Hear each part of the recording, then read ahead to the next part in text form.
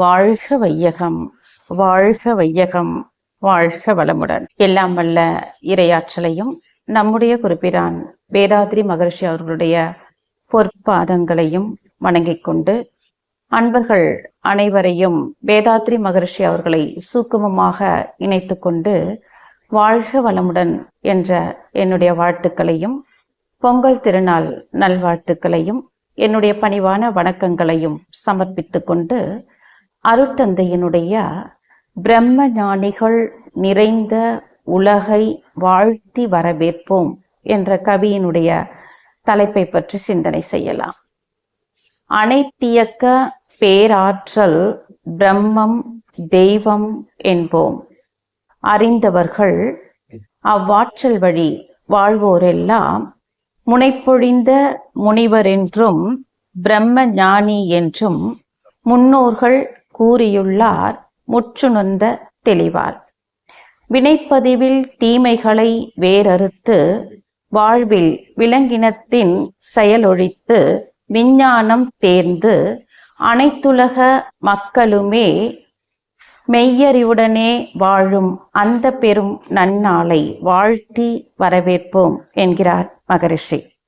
அனைத்தியக்க பேராற்றல், இதைதான் தத்துவ ஞானிகள், விஞ்ஞானிகள், சிந்தனையாளர்கள் எல்லாம் பல்வேறு பெயரால் இதை கூறியிருக்கின்றார்கள்.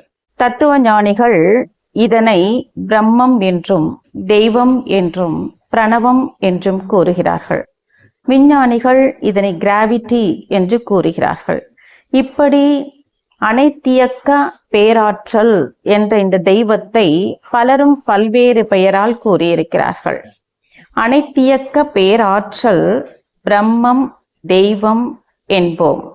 அறிந்தவர்கள் அவ்வாற்றல் வழி வாழ்வோரெல்லாம், இந்த இறைவனை உணர்ந்தவர்கள் அவ்வாற்றல் வழி வாழ்வோரெல்லாம், இறைவனை உணர்ந்தவர்கள், இறை நீதி உணர்ந்து அறம் சார்ந்து வாழ்பவர்கள், இவர்களெல்லாம் முனைப்பொழிந்த முனிவர் என்றும் பிரம்ம ஞானி என்றும் முன்னோர்கள் கூறியுள்ளார் முற்றுணர்ந்த தெளிவார். இதை உணர்ந்தவர்களைத்தான் முனைப்பொழிந்த முனிவர்கள் என்றும் பிரம்ம ஞானி என்றும் முன்னோர்கள் கூறியுள்ளார்கள் என்று கூறுகிறார்கள். முனைப்பொழிந்த முனிவர்கள் என்றால் நான் என்ற அந்த உணர்வு அற்று இறைவனே எல்லாமாக இருக்கிறான் என்ற தெளிவில் வாழுபவர்கள் என்று பொருள். சாமி எல்லாம் நமக்கு 3 மாசம் 4 மாசத்துல முதல் நிலை அகத்தாய்வு, 2ஆம் நிலை அகத்தாய்வு, அதற்கு பிறகு 3ஆம் நிலை அகத்தாய்வு கொடுத்த பிறகு ஒரு 4 மாதத்திற்குள்ளாக நமக்கு பிரம்மஞானி அப்படிங்கிற ஒரு பட்டத்தை கொடுக்குறாங்க. ஆனால் உண்மையான பிரம்மஞானி என்ற தகுதி யாருக்கு இருக்கிறது என்றால், நான் என்ற தன்னுணர்வு அற்றவர்கள், இறைவனுடைய நீதி உணர்ந்து அறம் சார்ந்து வாழ்க்கையை நடத்துபவர்கள் என்று பொருள். வினைப்பதிவில் தீமைகளை வேறறுத்து, சாமி சொல்லுவாங்க அறமோ மற்றோ அத்தனையும் என் சொத்தாச்சு அப்படின்னு சொல்லுவாங்க. நம்முடைய தாய் தந்தையரிடமிருந்து பெற்ற அத்தனை தீய வினைப்பதிவுகளும் இருக்கும், நல்வினை பதிவுகளும் நம்மிடம் இருக்கும். அதிலே வினைப்பதிவுகளில் தீமைகளை வேறறித்து அப்படிங்கிறார். நம்மிடம் இருக்கக்கூடிய தீய வினைப்பதிவுகளை தூய்மை செய்து கொண்டு, இப்போ அதை தூய்மை செய்யணும்னா என்ன பண்ணணும்? சரியான தவமுறைகளை பயிற்சி செய்து, அதே போல அகத்தாய்வு பயிற்சிகளையும் முறையாக செய்து கொண்டு வந்தால்தான் இந்த வினைப்பதிவுகளிலிருந்து நாம் விடுபட்டு வாழ்க்கையை நடத்த முடியும். வாழ்வில் விலங்கினத்தின் செயல் ஒழித்து, விலங்கினத்தினுடைய செயல் என்ன அப்படின்னு பார்த்தீங்கன்னா, வதைத்தல், கொல்லுதல், பிறர் வளம் பறித்தல், பிற உயிர் வாழும் சுதந்திரத்தை அழித்தல் அப்படிங்கிற ஒரு 4 விலங்கின பதிவுகள் நம்மிடையே இருக்கிறது.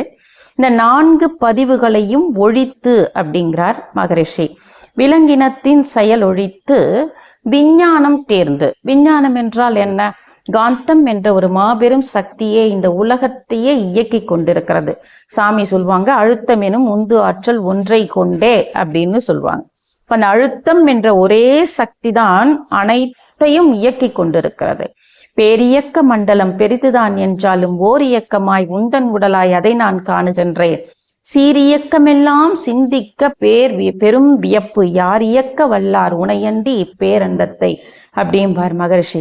ஆக ஒரே ஆற்றல், அழுத்தமெனும் உந்து ஆற்றல், அதை தான் கிராவிட்டின்னு சொல்றோம், செல்ஃப் சரௌண்டிங் ப்ரெஷர் ஃபோர்ஸ்ன்னு சொல்றோம். அந்த காந்த ஆற்றலை உணர்ந்து வாழ்வதுதான் விஞ்ஞானம் தேர்ந்து அனைத்துலக மக்களுமே மெய்யறிவுடனே வாழும். இந்த உலகில் இருக்கின்ற அனைத்து மக்களும் இறைவனை உணர்ந்து வாழுகின்ற வாழ்க்கை, காந்த தத்துவத்தை உணர்ந்து வாழுகின்ற வாழ்க்கை, அனைத்துலக மக்களுமே மெய்யறிவுடனே வாழும் அந்த பெரும் நன்னாளை வாழ்த்தி வரவேற்போம் அப்படிங்கிறார் மகரிஷி. ஆக பிரம்மஞானிகள் நிறைந்த இந்த உலகம் எவ்வாறு இருக்கும்? ஏழ்மை இல்லாமல், பஞ்சமகா பாவங்கள் இல்லாமல் ஒவ்வொரு மனிதனும் தெய்வமாக வாழக்கூடிய ஒரு உன்னதமான உலகு அமையும், உலக சமாதானம் அமைந்துவிடும். இதைதான் மகரிஷி பிரம்ம ஞானம் நிறைந்த உலகை வாழ்த்தி வரவேற்போம் என்கிறார்.